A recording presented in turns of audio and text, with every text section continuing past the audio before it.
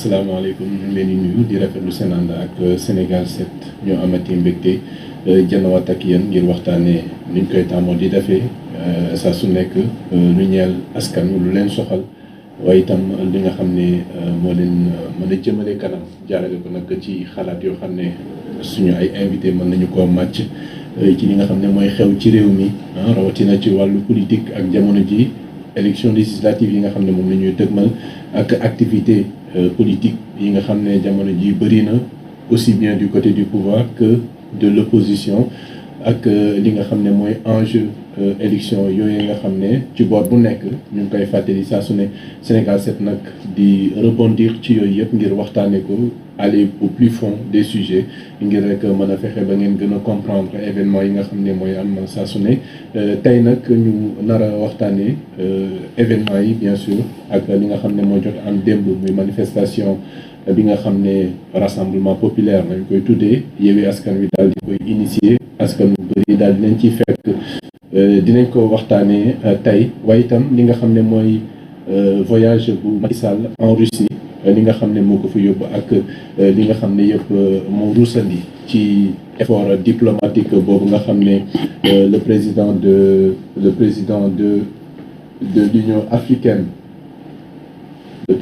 l'Union africaine di le président Macky Sall daal dina koy def ngir rek mën a fexe rek ba askan bu Afrique mën a mucc ci conséquences yu guerre bi nga xam ne moo am foofee ci Russie dañuy rek daal di tàmbale waxtaan bi présenté suñu ay invité ki njëkk di nekk sama ndeyjoor di monsieur Farba Senghor di njiital mouvement bi nga xam ne moo boole républicains yi ak libéraux yi monsieur Senghor ñu ngi lay nuyu di la dalal ci Sénégal 7.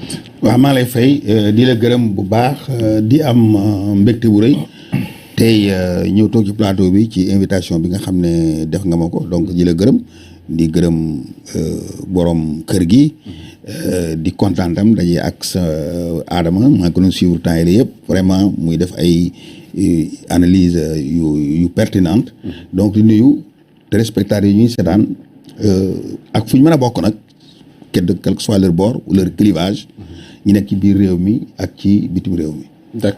d'accord donc yow yaay président bu mbooloo askan wi les libéraux républicains xam naa dinañ ñëwaat ci loolu libéraux républicains nga faram-fàcceel ñu ko ñu xam dëggantaan loolu lan la ëmb Adama Fall.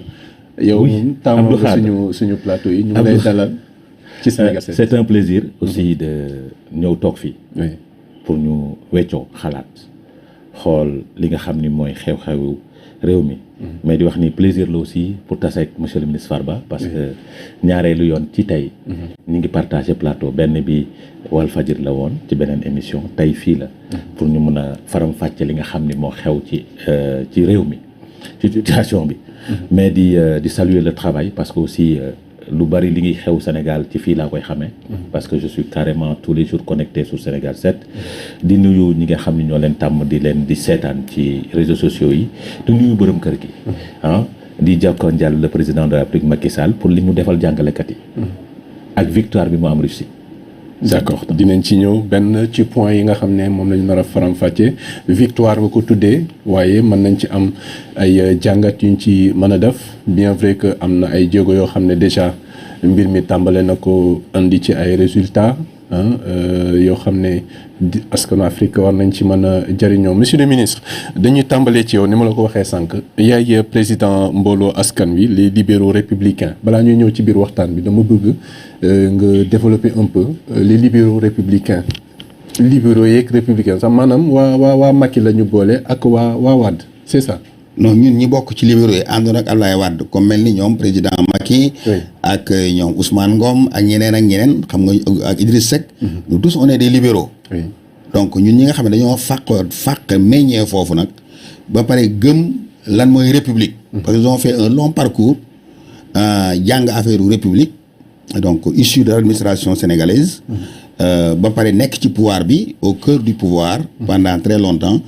ak tous ces acquis que nous avons ak connaissance bi ñu xam ci rouage administratif bi ak ni réew di muy doxee moo tax ñu ne républicain et qui épouse également yoon bi nga xam ne moom la ñoom président de la république actuelle Macky Sall yor muy les républicains. waaw d'accord alors dañuy dugg ci waxtaan bi kon muy li nga xam ne moo amoon démb fële ca place de la nation Yewwi Askan Wi moo ko woote askan wi ñëw wuy si ñu ne nag li ñuy xeex mooy doxalin bi nga xam ne moo am ci biir processus électoral bi nga xam ne moom la ñu tàmbalee te mu mën a war a jëm ci élection législative yi waaye itam li nga xam ne mooy mbirum 3e mandat. Ak yeneen ci ay pratiques yoo xam ne ñoom jàpp nañu ne dañuy seppi ci ay candidats ñiy bokk ñi leen ñu beddi leen démb rassemblement bi nga gis démb noo ko jàngatee noo ko gisee réussite la. oui relativement.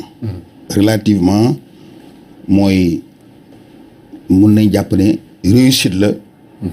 parce que aussi nul ne doit nier l'évidence des choses. Donc mën nañ jàpp ne d'une part réussite la mais relative d'abord par rapport ak yi nga xam ne ñoo fi doon manifestation yi parce que bëri woon na fi ay manifestation yoo xam ne def nañ ko bii moom moo ëpp boobu mais soo xoolee mbooloo mi nga xool ko réellement sans esprit trop partisan da ngay gis ne mbooloo mi tollul na mu waroon a toll te itam maa ngi dégg télévision kii 5 Monde je crois que c'est votre collègue Ousmane Diagne je crois. Oui. Ousmane Diagne. muy poser question koo xam ne dafa bokk ci wàllu ci wàllu ne ko yéen kat da ngeen waxoon ne 200 junne nit ngeen di indi waaye par rapport ak loolu est-ce que yaakaaruloon ne c'est un échec parce que eggu leen ci la ngeen waxoon ne ca ngeen di yegg. Est-ce que jour ouvrable bi du si jouer. non waxuma da nga maa laaj. oui allez-y.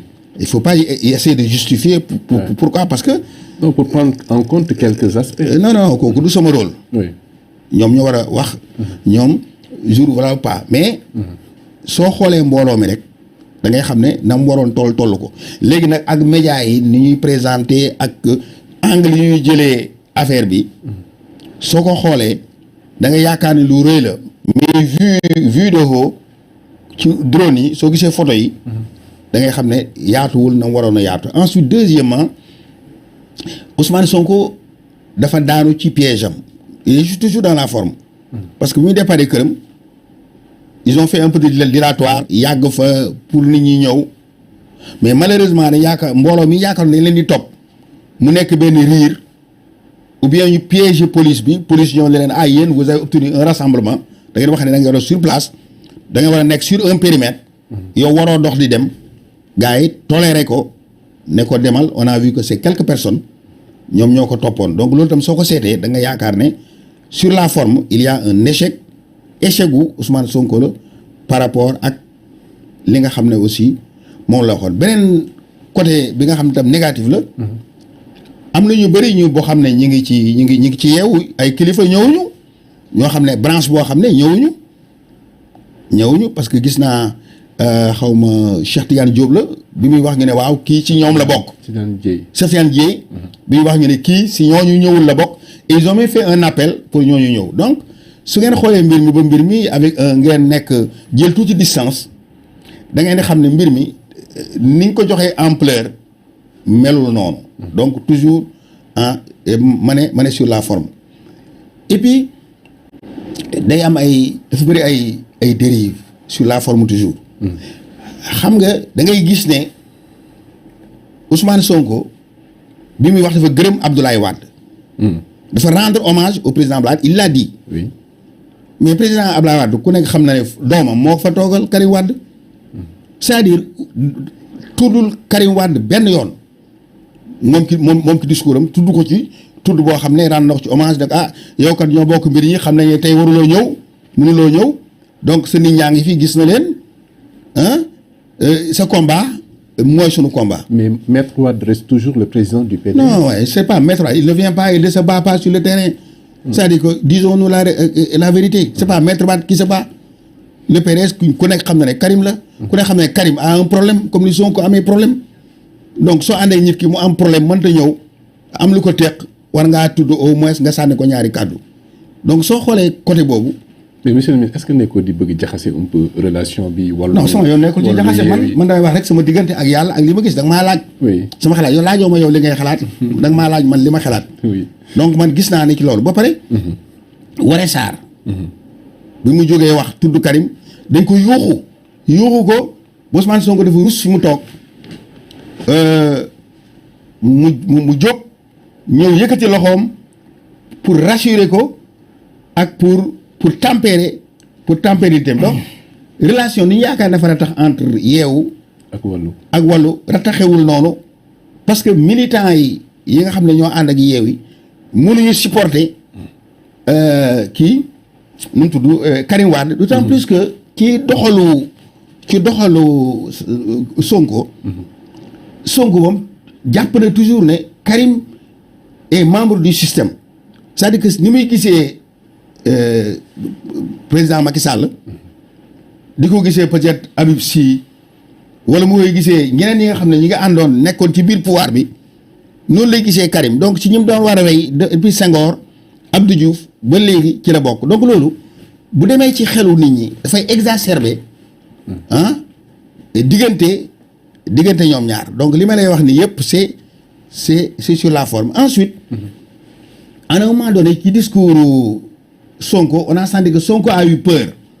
dinañ ñëwaat ci discours d'accord dinañ ci ñëwaat forum bi la dinañ ñu permettre après ñu dugg dans le fond des discours yi nga xam ne Sonko yëkkati na ko mais également le maire de Dakar sélection la ñu def rek parce que bu ñu naree dugal lépp temps bi mën na ci bañ a xaj Adama monsieur le ministre wax na ko décelé na ay mën nañ ko wax yenn incohérence par rapport ak ànd bi nga xam ne moo dox diggante ñaari coalition yi mais avant loolu rassemblement bi askan bi wuyu nañu bëri woon nañu bien que monsieur le ministre d'accord ci loolu c'est relatif mais noo gisee rassemblement populaire boobu.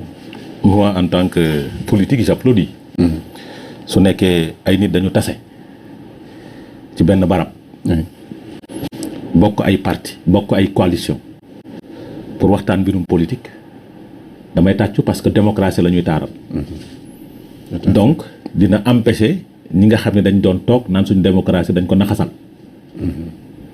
parce que démb démocratie taar na. donc ñi doon wax ni dañu naxasal démocratie dañuy xoqatal opposition dañuy def nangam démb li am démb wane na ni li ñuy wax yëpp dara amu ci. donc maintenant que une mobilisation même su nekkee 10 personnes du ko opposition defee il faut applaudir parce que cela signifie que am na fukki nit ñu ànd ak ñoom lu mu tuuti. maintenant est-ce que atteindre nañ ay objectifs ou atteindre ñu ay objectifs maintenant da ngay jël ci postulat de départ ñaata nit la ñu soxla woon ban appel la ñu lancé woon parce que pour moi s'ils avaient 200 000 personnes palais lañ jëm. mais l'appel était personnel c'est Sonko qui l'a lancé mais pas Yewwi Askan Wi. oui j'ai dit. gis nga nag dans toute coalition. wala dans toute grande structure dafa am koo xamante ne kàddoom mooy gën a jib ka ñeneen ñi. parce que li ñu def démb ñun ba ñu nekk opposition tàmm nañ ko mais dañuy waxtaan. ce que j'ai vu hier te ñu def ko sur la mobilisation loolu le président Macky Sall daan def ba ñuy dem di tase place de l'Obélisque. dañ ko daan jëlee Mermoz andi ko ba place de l'Obélisque assurer la mobilisation contrairement à eux ñun on ne faisait pas de mobilisation Ndiaga Ndiaye. ah bon oui quand on était à l'opposition de la mobilisation Ndiaga Ndiaye. ba ñu nekk opposition ñun on ne faisait pas de mobilisation spontanée la woon mais démb. mais bii nekkul mobilisation spontanée. démb nous avons vu des Ndiaga Ndiaye. ci booru Kennedy. maanaam nit ñi dañ leen yeb ci ay car andi leen. mais bu fekkee dañu jógee de l'intérieur du pays pour ñëw. non dégg il faut que ñu jël très bien maintenant. de l'intérieur du pays c'est un rassemblement national. foofu ngay teg ndax mobilisation bi baax na. wala baaxul su nekkee rassemblement national la. ils ont échoué. ci naka. voilà parce que la Yewwi et le Wallu ñoo organisé ñoo def rassemblement national ñaari grande coalition. dépassé wuñu surface boobu parce que man fa laa dëkk Njathiar laa dëkk rue 39 angle 28 angle Goumba laa dëkk surface boobu xam naa ko mënul contenir 10 000 personnes. Ah bon? Oui. Donc da nga def sa statistique nii ba pare. Surface boobu mënu ko contenir. Donc il y a pas plus de 10 000 personnes. Il y avait pas plus de 10 000 personnes. Donc suñ toogee ci postulat de départ bi. jàpp ne ñaari coalition ñoo ko def. yu mag nag ñoo xamante ne dañuy wax ci baatu askan bi. échoué nañ donc waratuñu wax ci baatu askan bi. parce que mobilisation nationale ay car yu ay bus yu jógee fu nekk ci Sénégal pour ñëw dajaloo ci mbir donc suñ jëlee ci postulat de départ bi ils ont échoué la mobilisation. mais comme ni ma wax rek opposition moom wala parti politique su dajee mbooloo rek da ngay tàccu parce que démocratie la ñuy taaral ba su démb démocratie bi ñu doon wax dafa entaché wu. ba su démb wane nañ ne démocratie entaché wul parce que homme politique yi jóge nañ seen i kër drainer ful ñëw jóge nañ si manifestation bi drainer ful dem ñibbi seen biir kër. sans entrave. sans entrave. donc ça veut dire que démocratie kenn entaché wu ko. donc loolu mooy taaru démocratie cim réew. mais il s'est trouvé que am na ay convois yoo xam ne dañ leen bloqué au niveau de l'autoroute. non amul convoi bu duggul Ndakaaru amul convoi bu amul délégation. je défie les organisateurs ñu taxaw nañu délégation bu jógee ci benn département duggul. cela signifie encore une fois dëggal seen échec pour wane ni convoi yi ñu ngi jóge ci régions yi di ñëw. contrairement à ñun ni ñu doon def ba ñu nekk opposition nee naa la mobilisation spontanée bokkul ak une mobilisation de jaganjaay pour wane ni doole am na fi. maintenant nag puisque nous sommes en politique il faut saluer et applaudir. D'accord. Cette petite mobilisation-là qui est un rassemblement national. Rassemblement national na nag boo xamante ni deful 10 000 personnes le président Macky Sall dafa dem Daara commune de Daara doon jàll commune de Daara y avait plus de 50 000 personnes qui l'ont accueilli. Président de la République. J'ai dit qui est le chef de parti président de la coalition Benno Bokk Yaakaar benn nit moo mobiliser commune de Daara Samba Ndiobène Ka. Il est le seul à mobiliser plus de 50 000 personnes dans une commune de Daara. Donc, comparaison pour comparaison, il y a une différence. Maintenant, puisque opposition là, dañuy tàccu xam ni lu mu tuuti am na ay sénégalais yu leen jox bopp ñoo xamante ni pare nañ pour engager wu dans un combat. da nga koy saluer am nag jàngat boo cay def n'est-ce pas. am jàngat boo cay def maintenant. suñu xoolaatee mobilisation bi am na c'était pourquoi est-ce que cette mobilisation bi tax na conseil constitutionnel dellu soit ci décision est-ce que dans cette mobilisation là wax nañ sénégalais yi ni ñoom ñoo juum est-ce que dans cette mobilisation là wax nañ sénégalais yi ñoom ñoo doon comploter seen biir est-ce que dans cette mobilisation là wax nañ sénégalais yi ñoom seen biir ñoom Yewwi seen biir ñoo doon diil seen biir pour empêcher ñenn ñi dem amu ci il faisait de la mobilisation de la manipulation dans cette mobilisation là dans les déclarations yaa ngi taxaw foo xamante ni nga ne ki ngay waxal amul bilan te fi nga taxaw di def manifestation bi bilan ci bilan am la bokk parce que ñu ngi fay def travaux BRT nga ne amul bilan donc yaa ngi ci sa manipulation ba tey ba léegi maintenant nag lu ñu ciy wax rek sur la forme balaa ñuy dugg ci contenu des messages. Oui. Sur la forme il faut reconnaître que une opposition a fait une mobilisation il faut applaudir mais par rapport au postulat de départ ils ont échoué. D'accord. Mais puisque opposition la même su nekkoon fukki nit la bu ko xeeb. donc ñun ñi nga xam ne dañu bokk Benno Bokk Yaakaar bu ñu sous-estimer comme ni nga ko waxee il ne faut jamais sous-estimer l'adversaire par rapport à sa capacité de mobilisation. Il faut prendre da ngay jël en charge seen mobilisation maintenant xool nooy def ba ñoom it ba suba nga def mieux que ñoom. D'accord dinañu ñëwaat ci yow.